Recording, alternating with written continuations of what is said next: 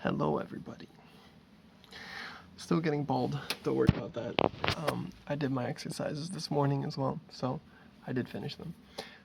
Kind of, but we'll ignore that part. Why can you go to jail for insurance fraud? You know, if I kill someone, I should go to jail. I think that makes sense. And I think if you hurt someone, there should be some kind of something happening, whether it be jail or whatever. But insurance fraud? No one's going to be impacted by that, you know? I was already talking to my girlfriend about this. This is going to be a very boring video for her.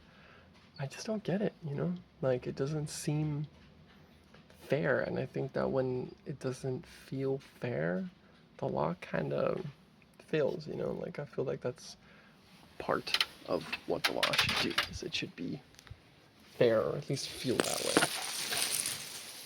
And it doesn't. Like that, I suppose, to me. Anyways, I say that so much. Anyways. We're also talking about car insurance. I saw this video on TikTok of this guy, and he was talking about all kinds of insurances, car insurance, volcano insurance, And what he was saying is, he says the worst part is that all these companies pretend like they're doing you a service, It's like you want car insurance. You don't want car insurance. You have to have it. Like, if you have a really nice car, I get it, you want car insurance. But if I have a 500 euro car, why should I pay 70 euros a month to insure it? I don't give a fuck what happens to the fucking thing. And I know that the insurance is for the people you hit, not the other way around. If they think it's so goddamn important, why don't they have it insured? It's just like, there's so many things you gotta pay for. And that's just me copying what he said. But he said that there's about 20 things that you need to pay when you get older, and they're all between $100 and $2,000. And he's right, David Herschel, I think was his name. It's kind of crazy. Like, I don't make bad money. I have a pretty cheap house, and still sometimes I'm fucking amazed at the gall of these companies. They'll be like, hey, I remember this one time. I was a lot younger. I didn't have that much money. A lot younger. I was like 22. And I've been saving up to have this little emergency fund. I had just 1,000 euros in there. And the heating company, they sent me an email. They're like, hey, so we charge you this certain amount every month based off of like our estimations of how much you're going to use. And apparently I had used more than that, which is funny because it was freezing cold there, right? Like, the apartment had zero insulation. There was mold inside because it was that cold.